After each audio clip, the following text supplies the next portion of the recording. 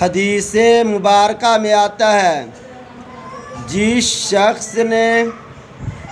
بازار میں داخل ہوتے وقت ان کلمات کو پڑھا اس کے نامہ اعمال میں 10 لاکھ نیکیاں لکھی جائیں گی، 10 لاکھ گناہ مٹا دیے جائیں گے اور 10 لاکھ درجات بلند ہوں گے۔ کلمات مبارکہ یہ ہیں: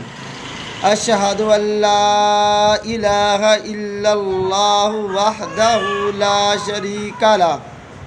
لہ الملک ولہ الحمد یحیی و یمیت